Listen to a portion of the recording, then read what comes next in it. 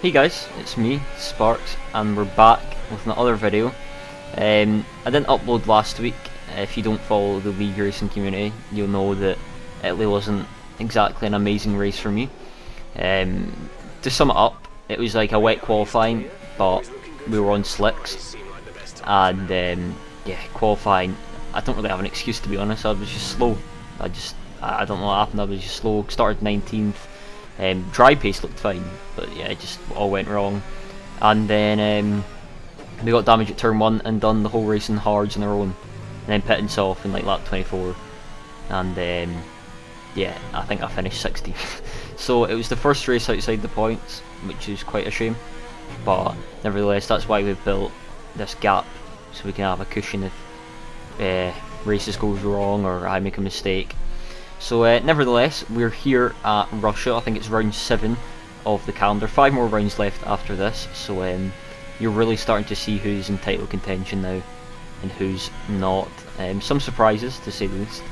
But yeah, it's been a good season so far, and we're just looking to build on our gap. I think it's 12 points now to Walters, or if that's how you say it, who's in second. And he's a very good driver. I know his weakness is qualifying, and his strength is racecraft, so I was hoping we'd qualify quite low down here, as it isn't the easiest to pass here. So we'll have to wait and see how it goes, but we're just starting our first lap. Nothing too special, you just kind of want to get an average banker in, and hopefully it goes well. Come around the final corner,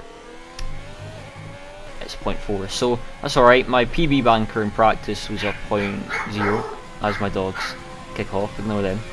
Yeah, my PB banker was a 0.0, and I was doing 0.1s and 2s pretty fairly consistently. But here you can see we are about 2.5 tenths up. Coming into this wee corner, we're about to make a mistake, and it's a bit, rear end went a bit all over the place there, and we lose about half a tenth, a tenth. So definitely time there in that corner to be found. As we come round the final corner, we do a 29.2 as our mid-session lap. Going on to our final lap though, I'm going to run you through this one. We need to set a good time here. Track's getting very good now as the overcastiness has went away. So you take a wide line starting your lap, plant the throttle, and here you go down to turn 1. Take a tight line up to this wall to minimise the distance of the track. Open the DRS as early as you can. Going into turn 1 though, you want to spot your brake marker just before the line, just slamming the brakes down to 3rd gear, up to 4th to minimise wheel spin, and then you hold the throttle.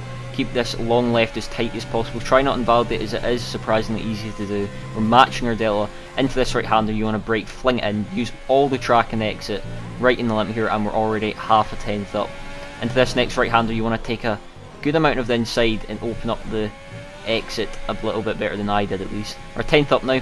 Into here you want to take a bit of the inside curb, which we do very nicely, and then this left hander, fling it in, just tap that curb. We don't do it very well, we actually lose about half a tenth, so lost a bit of time there. Here you want to keep it in 4th gear. We're going down to 3rd because we weren't too confident, and we're only a 10th up. So a 10th up, it's not looking too good right now. We're only on for a 0.0, but there is time to be found in this last sector. So coming into the last sector, Matai sets a low 28.9. Brake just before the 100 here, down to 2nd, then up to 4th to minimise wheel spin. Hit that curb, it's pretty flat, so you can do so. Use this curb in the right to open up this tricky left into 3rd gear, up to 4th, and really set the exit up here as it is off camber. And we're about 2 tenths up now, so we just need to hold it. Coming into this second last corner, fling it in, hope for the best, and then into this last corner, down to 3rd gear, and plant the throttle and exit, and it is a 1 minute 28.9, which puts us 2nd provisionally, and at the end of the session it is 3rd. So a fairly decent lap. Our middle sector was way off, nearly a 0.8. That's where we lost all our time. Everything else was fine. So I was surprised I'd done that time, to be fair. That I was not feeling the best going into this quality, not in terms of health, but I was just tired, and it just wasn't a good day. No excuses, don't get me wrong, but I just didn't expect like I would do well. So I was fairly happy with that. 3rd, it's not awful, but I just need to finish in the podium, or top 5 regular now, to keep this title fight alive. And well, that is alive, but you know what I mean. But starting finishing the formation lap now, we've got Matthias ahead of us and Matthew in 2nd.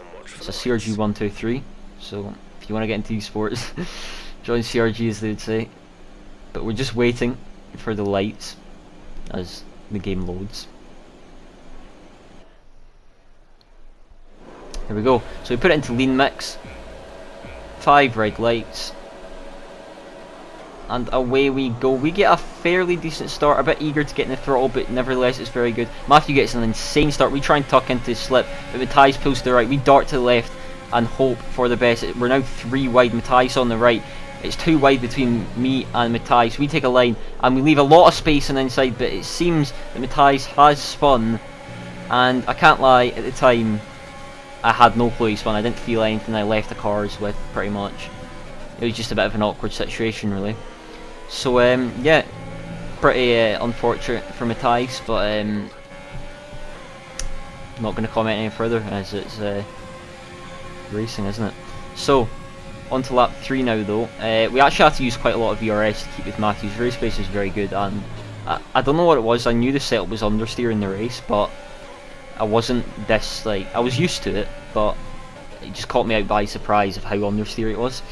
But then lap 7, we moved pretty quick. We come into the pits as we wanted to not undercut Matthew, but try and keep second, because I knew one of the Williams would pit, and I didn't know if it was Jordan or Eust.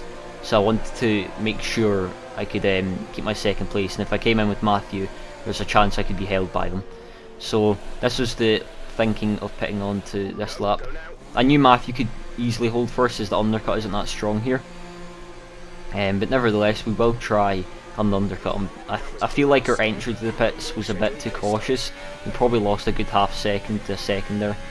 I can't see, at this point I didn't think I was going to undercut him. I was just trying to make sure I stayed in second, as I'm happy to sit in Matthew's DRS until I find the right opportunity. So we're going to use quite a lot of ERS in this lap. We're already used about 20 or 30% there, and we're not even into turn 4 or 5, whatever the corner is. Yeah, I'm going to show this whole lap. We're just really pushing the limit here. We don't have a warning yet, so that's pretty good. This track is pretty prone for getting penalties, as you just need to hit the white line pretty much. Even with the PS4 track limits, it's very strict.